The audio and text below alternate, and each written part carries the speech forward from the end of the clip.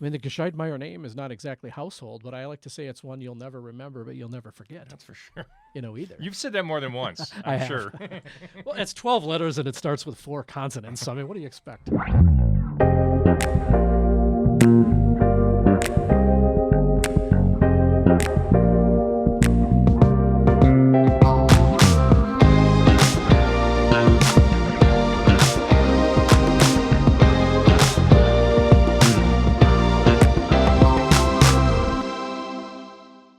Hi, everyone. Thanks for joining. Dave Colasera here with Homesight Insight. Today, the big man is here.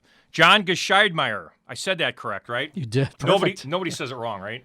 Well, not in the last 5 minutes. Okay, not the last 5 minutes. And John is, I've known John, how long have we known each other? Not that long. Year and a half or so? No, it's been about 4 or 5 years. Okay. And we met on a golf course at the that's GMAR right. golf outing when you were sponsoring a hole. Okay, I do remember that. And you were in need of somebody helping you get rid of some supplies at the hole. I do remember that half That's right. barrel. In any event, John, you've been in real estate for, I don't even know where to start, to be honest with you, because there's a lot behind you and you bring a lot to the table. And first of all, let's start out with you're the broker owner of ReMax Service first. Tell us a little bit about that and how it became to be. Well, right. I mean, where do you start? Exactly. So I went to school for business, got my marketing degree at Whitewater. But when I was 19, I joined Pewaukee Fire. And so I was on the fire rescue, for a long time. And then I became a police officer, which I never saw coming. Mm-hmm. I never applied for the job. Really? Well, So the town of Pewaukee Police Department existed, and the chief had called me one day and said, "We want to make you a part-time cop." And the first thing I thought is, okay, there's a lot of jobs where people shouldn't be part-time in, and that's one of them. But I did it, and I just loved it. I loved helping people from the fire days. And so when I graduated from Whitewater, I didn't really have the drive to go into business, so I went into law enforcement full-time. I worked in the town of Brookfield, and then eventually I went to the city of Glendale. So spent a couple decades there. But I was a DARE officer, school resource officer. I was assigned to mainly Nicolay High School. Okay. But I was also teaching across the world, the country. And I was doing a lot of drug identification and recognition. My largest presentation was in Tampa, St. Pete. It was 650 law enforcement officers, and I was the keynote presenter. Wow. I taught for MATC, WCTC, a bunch of other tech colleges You're for a hitting while. all my bullet points here. I'm kidding. But I knew when I was in law enforcement, at the tender age of like 25, I was not going to get rich being a cop. So I started buying some rental properties and then managing some properties on the east side for people who didn't want to do it. Mm-hmm. And that kind of evolved into, boy, I really like this. And so I started to amass rentals. When I was on midnights, I'd work all night, and I'd spend the first 4 hours going and working on one of the properties and then went to bed. Oh, that's a long day. It is a long day. Oh. But, I always had the foresight to know the value of property appreciation and income, passive income, really. So eventually fast forward to the point where in 2012 I had decided, or 11 actually, had decided it was time to do something different. And so I got my real estate license at the urging of some other people. And since then, I don't really focus on sales now because I'm growing a brokerage, but over 560 sales personally in 10 years. But I wanted to build my own because I realized there was this gap, this void in training, and the fact that anybody that watches this or agents that watch it, if you're not getting training and education and that consultation with your broker, the one-on-one, and we talked about this before we started this, going and building a hobby is one thing, building a business is another. And that's what every agent should be doing. Very strategically building a business. And you also said that, I've heard you speak to your group. Are you tired of hearing me say training? Because that's what you do for your agents. I mean, unbelievable amount of training. We do.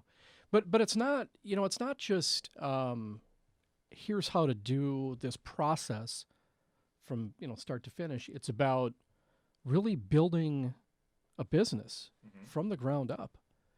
And I'm recruiting agents a lot, although I don't have a true formal process yet. That's coming. How much have you grown? Quite a bit. We've Last tripled year. in the last couple of years. But the thing is, I also look at growth as strategic.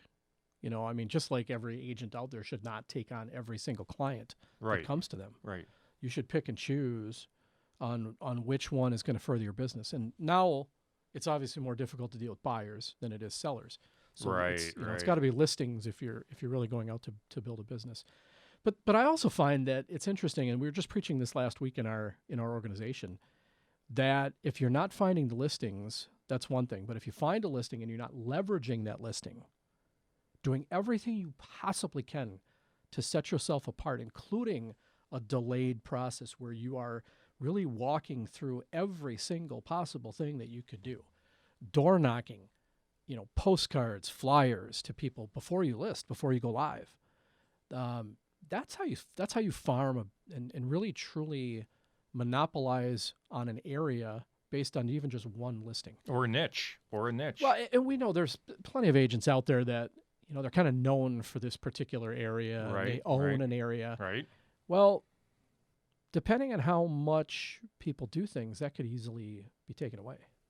Right. So you have to be strategic in what you do. There's no business out there. I've never seen a business anywhere, and I'm in mastermind groups with business owners like you are, and agents don't think like owners of businesses, and they need to. But everything they do should be strategic. It should be finite. It should be with a budget. It should be metrics. Thought out too. Right. Yeah. Too many people in this industry, they just kind of fly by the seat of their pants, and it's been successful. So let's just keep doing it rather than really be specific in what they're doing. I have I do a presentation in front of realtors. Now it's mostly Zoom, but it's how to get 10 more referrals guaranteed each month.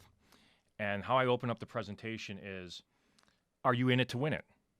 And I ask, are you in it to win it? Raise your hand if you are. And you'd be surprised who are in it to win it. Everybody raises their hand, right? And then I say, what does that mean now? Does that mean you think, breathe, and you are one of your business? Or is it like, hey, I think I'll work today. I'll do a little bit of this, do a little bit of that.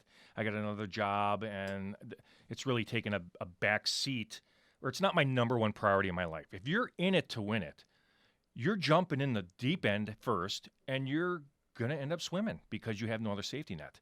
But you'd be surprised how many people don't feel comfortable doing that, but yet they still say that they are dedicated to their business. So your listeners now will ask a little, and we won't know the answer to this, but if you're watching this and you've heard Dave say that, or you've heard other people say that, how many of you, by a raise of your hands, have not done the things that you learned that you should be doing every single day? It's about phone calls. It's about networking. It's about, I could talk about the tools that we offer our people, but one of them is specifically designed at finding listings. And it involves a lot of calls, a lot of texting. And whether you have that app or not, you have to work your sphere. I find too many people are farming. They're going out and trying to find business that they don't have. But yet they ignore the sphere of people that already know them and already trust them. Which can be very powerful. Dave, your sphere is not my sphere. Correct. Every human being alive probably knows 3-4 realtors. But why are they going with me? Why are they going with you if you're a realtor, or you? They're going with somebody because they've been top of mind. So we can't picture this, but there's something called a looking wheel. So if you can picture a wheel and there's a looking, right? It's like 3 o'clock and 9 o'clock, and that wheel's always moving. Right. But when those little gaps are at 12 and 6, they're not looking. They're looking when they're at 3 and 9. And you only get 2 opportunities. They're only looking from here to here. And you have to be available when they're looking. You have to be top of mind. You could market to somebody and you could send stuff and text and postcards. But if you're not connecting with people, that's the one thing you have to do. You have to connect with people. Good point. You can't take away that connection once it happens. That can waste a lot of time and energy, too, if you're not doing it in the right times. Right. We have agents who have been around a long time in this industry, and they stick with everything that they know, which is great. But if you're not tying it into social media, if you're not tying it into a brand, ReMax is a great brand, but I can't rely on the brand to bring me business. There has to be a connection where I can say, Dave, you're about to buy or sell your house, so you're connecting with John, Right. and I'm backed by my other brand. But I'm the brand. Now, people do say, well, it doesn't matter. I mean, people coming to me, and I can go and start my own company, and then they'll still come to me. But that's not always the case. You know, I think, like for me, as an example, I wasn't always with ReMax, but I have found that the connections now that I have versus with my previous firm, because of the name, are that much more rooted by far. Interesting. Well, I guess it provides a foundation for you, a successful foundation. Well, it's a nice backdrop too. Backdrop, I should say, is behind you. You know, and that's. Oh, by the way, I'm also powered by these guys. So some very, I started almost 5 years ago now when I bought my franchise, and people said to me, "Why don't you just start your own?" I mean, the Gscheidmeier name is not exactly household, but I like to say it's one you'll never remember, but you'll never forget. That's for sure. Either. You've said that more than once, I I'm have. sure. Well, it's 12 letters and it starts with 4 consonants. So, I mean, what do you expect? Figured might as well throw a vowel in there at some point. That's awesome. You got a master's in management too, right? I do. That's impressive. Well, so let's talk about the real world application of that. Okay. Because I have found, now granted, I was a professor for MATC. I taught the associate class level for 15 years. Everybody called me Mr. Gscheidmeier, which is really nice. In my law enforcement days, they didn't quite call me such nice titles. I can imagine. But the truth is that there's a lot of people who can put the master's degree, the teaching, the PhD behind their name, but they don't have that real world experience. And so I've lived it. In my management degree, I went in with a specific mindset, and that was someday I'm going to own something like this, and I'm going to put these tools to use. And the biggest thing that I came out was, again, when you're running a business, it doesn't matter what type of business you run. There are certain components to every single business that has to happen. Like if I asked every realtor that watches this, do you know what your cost of goods solds are? Most people would shake their head and say, I don't know, what does he mean by that? I'm not selling anything.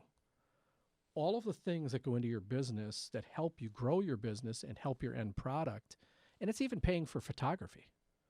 Why would I do that myself? If I'm running a business, that's all part of what I'm spending money on. Right. Marketing, branding, all those things. But my master's also taught me that change is something that people fear. Oh, absolutely, they do. And I find Of that the a lot unknown. with recruiting, talking to agents who say, John, I love what you're doing, but I'm fearful. I'm fearful of making that change. And I always kind of jokingly say, so you're fearful of being a little more productive? Or you feel for having more time to yourself and your family because you have to have a balance in life, and we can't work 24/7. But what if I found a model that would be systematic and productive, that was also predictable, and something that was efficient where we could get you all that time back? Hey, 2014 or 15, I don't know, I sold something crazy like 90 houses or something like that myself. I'm surprised my wife is still with me after that year, to be very honest. It's funny because I do ask agents. Sometimes there's agents I run into that are that busy, and I'm like, well, do you have somebody working for you yet? And they're like, no, I feel I have to do everything myself. Everything is done right when I do it. And I'm like, oh, you're going to burn out. You're going to ceiling out. And I mean, how do you again, you have to act like a business owner. Yep. Work on the business, not in the business. But they've never been trained to do that. They've been trained, and it's like the classic example to me is if you find a contractor who's really good at what they do. Let's say they're a remodeler. Yes. And they are great, but then they go and start their own business, and it's an epic fail because they don't know how to run a business. They've never been trained to run a business. Right. They're great at what they do. So there are tons of realtors that watch your and I've watched every one of yours since you started doing this. They're really awesome at what they do. What they don't want to do is pay somebody else because they're kind of cheap. Yeah. I found that being a firefighter and a cop, two of the most cheapest human beings you could ever find in your life. And then I met realtors.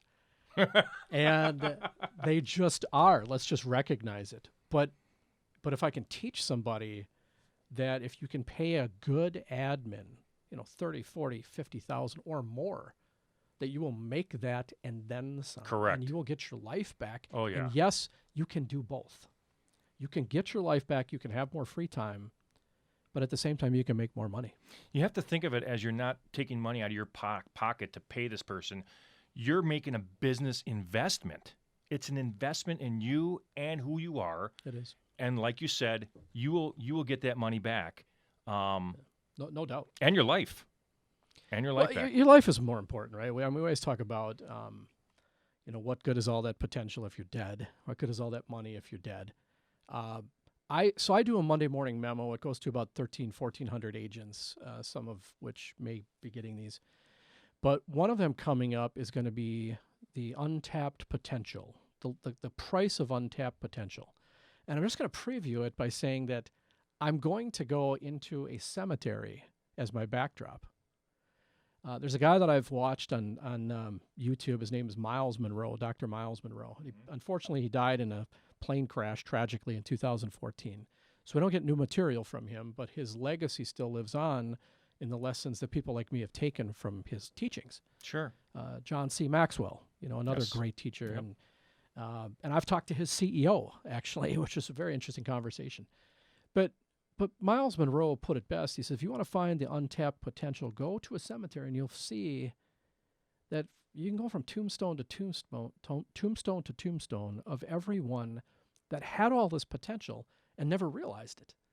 Not because they didn't want to, but because they didn't have somebody that pushed them. But the most important word in all of this is accountability. If you don't have an accountability partner, and that's tough for us as business owners because we don't necessarily have that. That's why I'm in mastermind groups.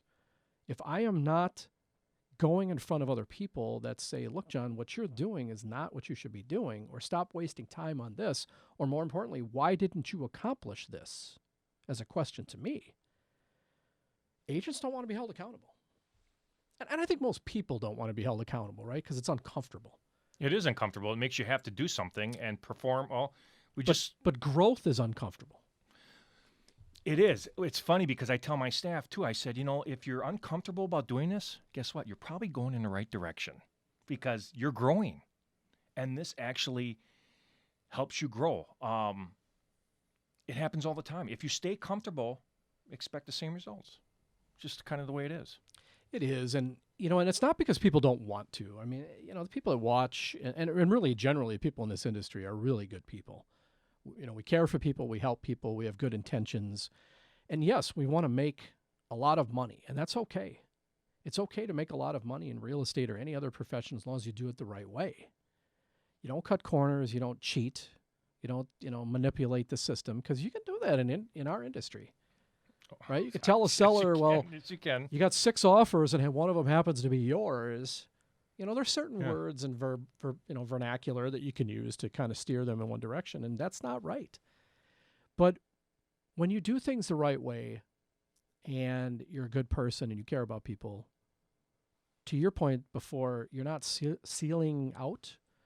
There's no ceiling in this industry. But as you grow, just like as we grow, or as you grow, you have to add admin positions. You have to add help. Absolutely. An agent can't expect to grow without adding help. I mean, it's just impossible. Our little thing the thing that I say in our office is the more money, the more successful we are, the more people we can help.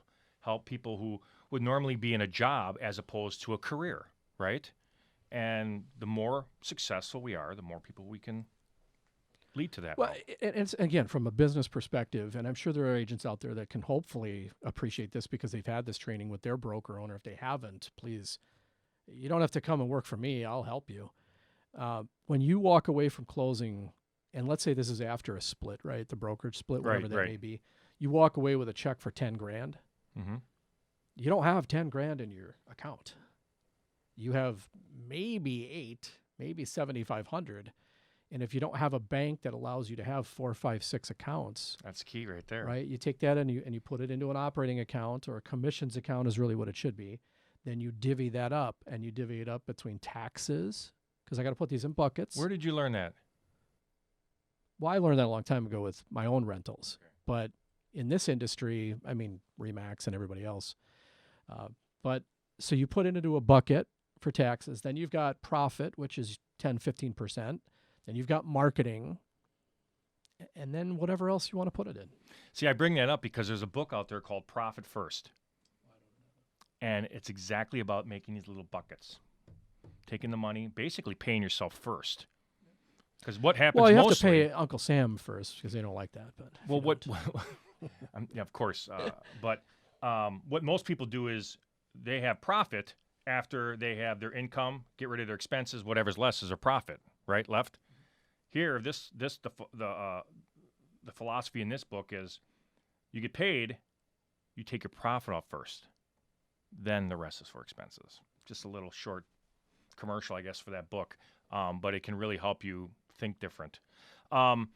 Before we go, because we've been on a while, you have to touch on, other than being a great mentor and owner broker for your agents, tell me about this unique program, Protecting Heroes. So thank you. The Protecting Heroes program is for police, fire, EMS, teachers, healthcare workers, military, and veterans like yourself. And we do flat commissions for sales, and it's very low. I'm not going to lie. We still pay, obviously, a co-broke to people.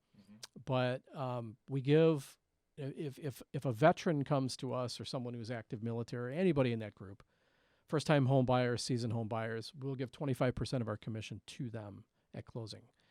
So, there's a couple national programs I modeled it after, but I copyrighted it, so really no one can replicate the specifics of what we do. So we also, and this is what's different too, is we're building the partnerships with people like you that say, oh, you're a vet, through this program and our affiliation with the Protecting Heroes program, we're going to give you a discount. For that. And last week we were at the Greenfield Police Department. I know most of those guys and the chief and the upper command staff are friends of mine. I used to play ball with those guys years ago, and we went and bought them lunch. And I selfishly, it gets me back into the police and fire departments for a couple hours.